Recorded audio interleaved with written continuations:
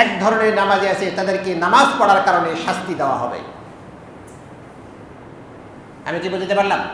ইবনে কাইয়িম জবরদস্ত আলেম, ইবনে তাইমিয়ার ছাত্র। আমাদের মতো মানুষ যাদের পানি ধরার মতো যোগ্যতা নাই, এক ধরনের নামাজ, এই নামাজ তাকে শাস্তি দেবে। উনি এই নামাজিদেরকে 5টি ক্লাসে ক্লাসিফিকেশন করেছেন। নামাজিদেরকে কয়টি ক্লাসে ভাগ করেছেন? 5টি ক্লাসে ভাগ করেছেন। তার মধ্যে একটি ভাগ হলো মুআকাবু, যে নামাজিদেরকে শাস্তি দেওয়া হবে। দলিল হিসাবে উনি কোরআন থেকে দলিল এনেছেন, আমার আপনার দলিল নয়। ভাইরা আমার, আল্লাহ রাব্বুল আলামিন তার কিতাব থেকে ইবনে কাইয়িম দলিল গ্রহণ করেছেন। আল্লাহ রাব্বুল আলামিন বললেন, ফাওয়াইলুল লিল মুসাল্লিন আল্লাযীনা হুম আন সালাতিহিম সাহুন। আমার আল্লাহ বললেন, ফাওয়াইলুল লিল মুসাল্লিন আল্লাযীনা হুম আন সালাতিহিম সাহুন। এমন কিছু মুসল্লি আছে যাদের জন্য দুর্ভোগ, যাদের জন্য জাহান্নাম। ওয়াইল মানে একটা জাহান্নামের নাম, ওয়াইলুন একটা জাহান্নামের নাম। আবার এই ওয়াইলুন মানে হলো ধ্বংস, আর ধ্বংস যেটি সেটি হলো জাহান্নাম, যেটি জাহান্নাম সেটি ধ্বংস।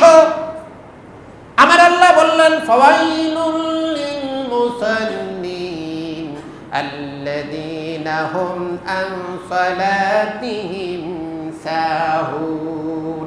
নামাজ যখন আদায় করে মনের মধ্যে তৃপ্তি নাই, নামাজ যখন আদায় করে উদাসীন হয়ে নামাজ আদায় করে, নামাজ যখন আদায় করে তাড়াহুড়া করে ঠোকর দিয়ে যে নামাজ আদায় করে, নামাজ যখন আদায় করে নামাজ সম্পর্কে আল্লাহর কাছে দাঁড়াবে, সেই দাঁড়ানোর মতো চিন্তা চেতনা নিয়ে সেই মানুষটি নামাজের মধ্যে দাঁড়ায় না।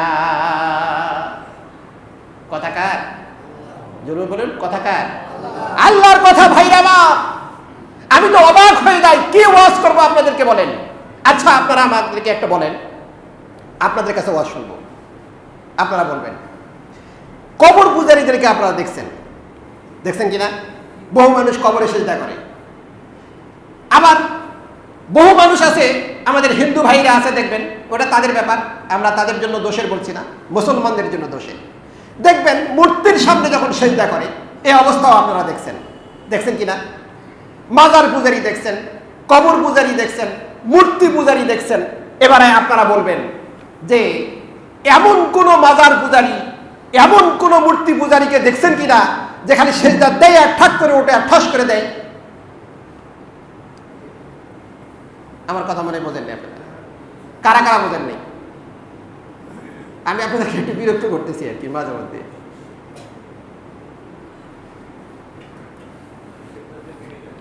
আমি কিছুদিন আগে চিটাগং ইউনিভার্সিটিতে একটা ভাইবা নিতে গেলাম, তো আমাকে এসে নামাইলো, বাস একটু সময় আছে, তো ওরা বলছে স্যার চলেন একটু যাই, সামনে একটা মাজার আছে, ফকির শাহ একটা মাজার আছে, বাকি একটা মাজার আছে, খুব অনেক উঁচুতে। আপনারা দেখছেন কিনা, যারা দেখছেন চিটাগংয়ে গেছেন, তো সেখানে গিয়ে দেখি যে একজন সিজদায় পড়ে আছে। তো আমি খেয়ালও করি নাই, উপরে পুরোটা কাপড়, মুড়ি টুড়ি দিয়ে মাথা পর্যন্ত পুরোটা কাপড়, একটা চাদর দিয়ে আছে, আর সে পড়ে আছে। তাই আমি বলছি যে জামা কাপড়গুলো এখানে, কয় না স্যার ওখানে একজন লোক আছে, কি করছে, সিজদা করতেছে। তা আমি খেয়াল করে দেখলাম অনেকক্ষণ যাবৎ সে ওই পীরের মাজারে সিজদা পড়ে আছে, তো আছেই।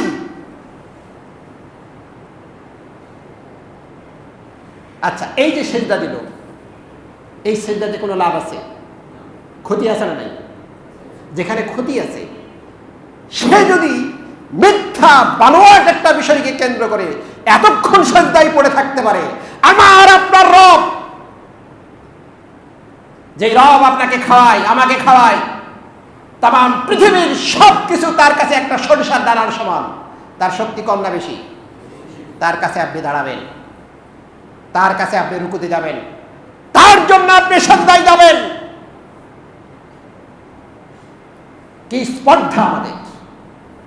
ঠাস ঠুস করে কয়েকটা সিজদা ঠোকর দিয়ে এখান থেকে দৌড় মারে যাই। জোরে বলে ঠিক কিনা? আমরা কিভাবে দাবি করতে পারি আল্লাহর জান্নাত? কিভাবে আমরা মনে করতে পারি এই নামাজ আমাকে জাহান্নাম থেকে রক্ষা করবে? কিভাবে আমি মনে করতে পারি এই নামাজ আমাকে অন্যায় কাজ থেকে বাঁচাবে? এটি তো বিপদের কারণ হয়ে যাবে। জোরে বলেন ঠিক কিনা? এটি বিপদের কারণ হয়ে যাবে।